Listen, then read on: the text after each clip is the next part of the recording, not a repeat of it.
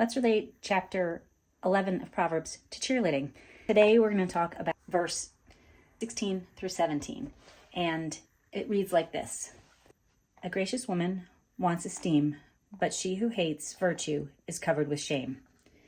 The slothful become impoverished, but the diligent gain wealth. So how does that relate to cheerleading? I think it means we have to be diligent with doing our work, both at cheer and at home. We have to do our chores, like emptying our dishwasher.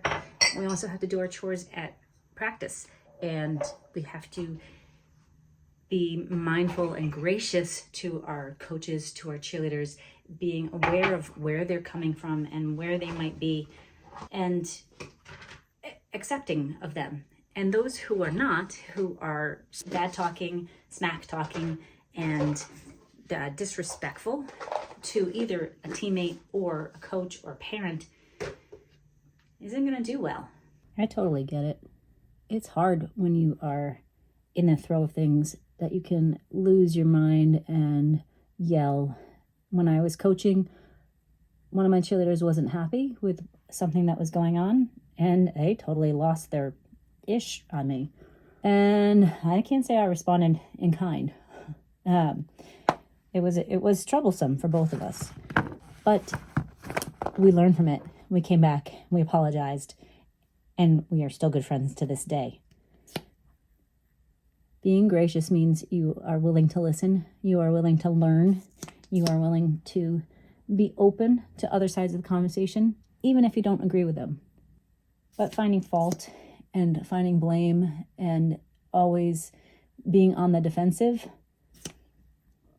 just pushes a bigger divide. This verse also tells us that if we want to reap the rewards, we have to do the work. When I was cheering myself, I loved going to practice. I loved practicing stunts. I liked working our dance routines. I loved being on the sidelines. I didn't love doing the full outs because that was a lot of work and repetitive, and it took all day. And I didn't love going to the gym. But then I learned if I don't do the work and I don't go to the gym, I'm never going to get better. And when I did do the work and I started to get myself into the gym and I got stronger, I was able to jump higher. My bases were able to catch me easier. We were able to hold the stunts better. I didn't land on the ground as much. Imagine that. Look how wealthy I was when I actually put the work in. To take what chapter 11 gives you, remember, you have to do the work and you have to be gracious.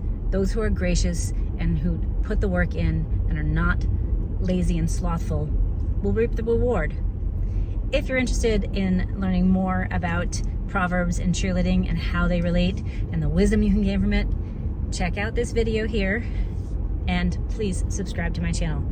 Also, share it out because maybe somebody else needs to hear it too.